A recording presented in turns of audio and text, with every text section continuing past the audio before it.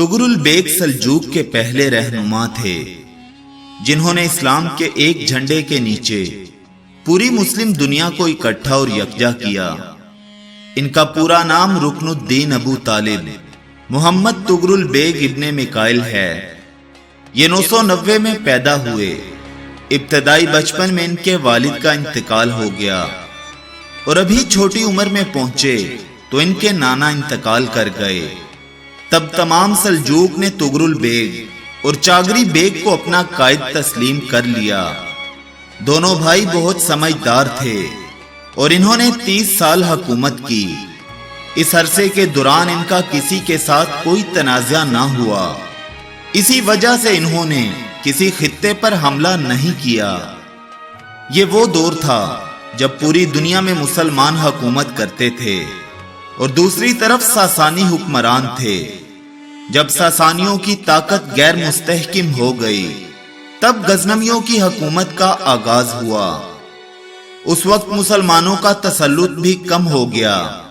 ऐसी सूरत हाल में तुगरुल बेग उठ खड़ा हुआ और इसने अपनी बादशाही के 24 सालों के दौरान इस्लाम के नाम पर बड़े बड़े इलाकों को यकजा कर दिया और आपने खिलाफत इस्लामी के वकार और खूबसूरती को बरकरार रखा। 1037 में तुगरुल बेग ने सूर खाइस के मैदाने जंग में एक जंग लड़ी और इन्हें फतह हासिल हुई। इस फतह की सबसे बड़ी वजह सल्जूक की उम्दा काबिलियत और सलाहियत थी।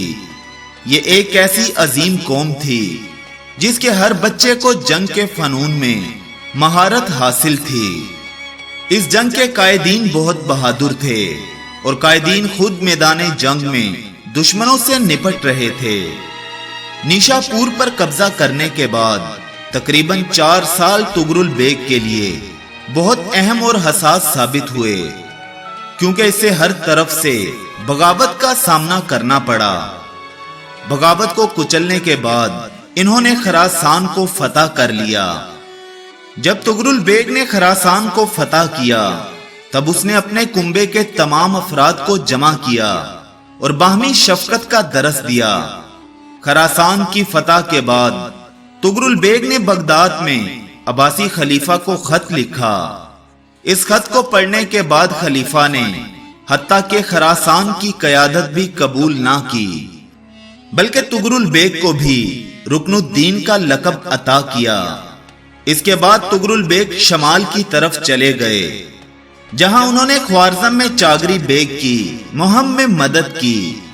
सल्जूक को इस जंग में भी कामयाबी हासिल हुई। फिर तुगरुल बेग ने ऐलान किया कि वो हज की अदायगी करने जा रहा है। इस अरसे के दौरान बहुत से लोगों ने बगावत की कोशिश की। खलीफा ने तुगरुल बेग को बागियों के खिलाफ कार्रवाई का हुक्म दिया और खलीफा चाहता था कि सल्जूक ईरान आए। तुगरुल बेग ने दारुल हुकूमत खलीफा में दाखिले की इजाजत का मुतालबा किया, जिसे दिल से कबूल कर लिया गया। आला हुक्काम और अजीम रहनुमाओं ने सल्जूकों का खैर मकदम किया। 25 रमजानुल मुबारक को सुबह के वक्त सल्जूक बगदाद पहुंचे और खलीफा से मुलाकात की। इस वक्त तुगरुल बेग की खरासान से बगदाद तक सल्तनत थी।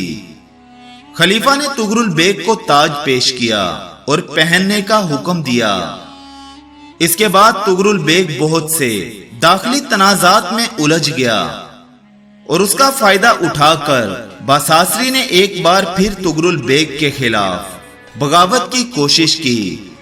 इस दौरान तुगरुल बेग बगदाद चले गए और खलीफा ने खुद इनका इस्तकबाल किया और तुगरुल बेग को एक तलवार पेश की। बसारी की बगावत जल्द ही खत्म कर दी गई। अब इस्लामी रियासत में अमन था और खिलाफत का वही वकार बहाल हो गया। कुछ अरसे के बाद तुगरुल बेग की अहलिया का इंतकाल हो गया और अगले साल इसने खलीफा को पैगाम भेजा कि ये उनकी बेटी से शादी करना चाहता है, ताकि इनका भी हाशिम खानदान से ताल्लुक हो सके। यह खलीफा के लिए बहुत एजाज की बात थी। उन्होंने अपनी बेटी सैयदी फातिमा की शादी तुगरुल बेग के साथ कर दी। फिर तुगरुल बेग रे की तरफ चले गए, जहां इन्हें मौसमी तब्दीली की वजह से बीमारी का सामना करना पड़ा। तुगरुल बेग 1073 ईस्वी में ईरान के शहर रे में इंतकाल कर गए। तुगरुल बेग एक गैर मामूली सलाहियतों वाला शख्स था। अपनी 26 साला हुक्मरानी के दौरान इसने एक सफाक कौम को मुत्तहिद और मुनज़्ज़म किया और इन्हें पूरी इस्लामी दुनिया का कायद बनाया। ये वाकई बहुत काबिल तारीफ बात है। अल्लाह पाक से दुआ है कि हमें नेक अमाल करने की तौफीक अता फरमाए। आमीन या रब्बुल आलमीन, या रब्बुल आलमीन, या रब्बुल आलमीन।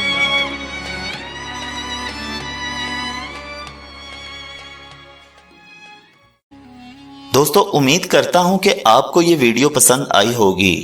अगर पसंद आ जाए तो लाइक और शेयर जरूर कीजिएगा और हमारे साथ जुड़े रहने के लिए हमारे चैनल को सब्सक्राइब करके बेल आइकन जरूर प्रेस कर दीजिएगा, ताकि हमारी हर आने वाली नई वीडियो का नोटिफिकेशन सबसे पहले आप तक पहुंचे। अल्लाह पाक आप सबको अपनी हिफ्ज़ो ईमान में रखे।